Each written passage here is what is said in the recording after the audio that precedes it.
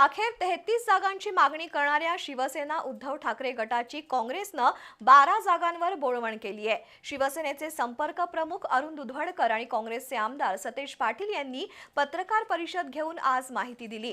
कोल्हापूर महापालिका निवडणुकीसाठी शिवसेना आणि काँग्रेस एकत्र लढेल। शिवसेनेला दिलेल्या 12 पैकी 7 जागांवर एकमत झालं असून उर्वरित 5 जागांबद्दल चर्चा सुरू आहे असं यावेळी सांगण्यात आलं। दुसरीकडे राष्ट्रवादी शरद पवार पक्ष आणि डाव्या पक्षांसोबत चर्चा सुरू आहे, तर आम आदमी पक्षानं स्वतंत्र लढण्याची घोषणा केल्यामुळे त्यांच्यासोबत चर्चा करण्याचा प्रश्नच नाही असं आमदार पाटील यांनी सांगितलं। मात्र केवळ 12 जागा मिळाल्यानं ठाकरे गट शिवसेनेत बंडखोरीची लागण होण्याची शक्यता आहे। कोल्हापूर महानगरपालिकेच्या निवडणुकीमध्ये महायुती आणि महाविकास आघाडी यांच्यातच चुरस आहे। आज महाविकास आघाडीतील 2 प्रमुख पक्ष असलेल्या काँग्रेस आणि उद्धव ठाकरे गट शिवसेनेची संयुक्त पत्रकार परिषद झाली।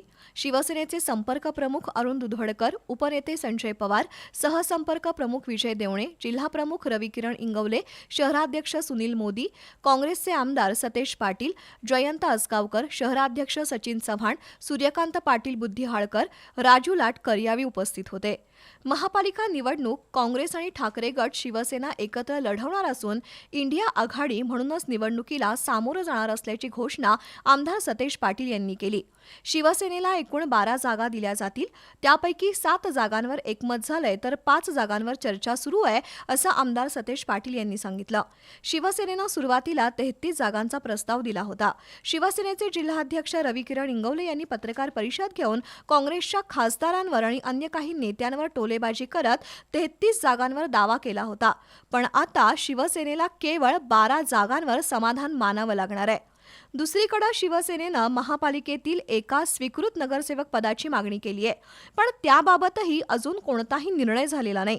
त्याचवेळी राष्ट्रवादी शरद पवार पक्ष आणि डाव्या पक्षांबरोबर चर्चा सुरू असून महाविकास आघाडीतील सर्व घटक पक्षांना सोबत घेऊ असं आमदार पाटील यांनी सांगितलं। तर आम आदमी पार्टीनं स्वतंत्र लढण्याची घोषणा केल्यानं त्यांच्यासोबत चर्चेचा प्रश्नच नाही अशा शब्दात हा विषय संपवला। एकूणच मागितल्या 33 जागा मिळाल्या 12 जागा अशा परिस्थितीमुळे शिवसेनेतील अंतर्गत खदखद उफाळण्याची शक्यता नाकारता येत नाही।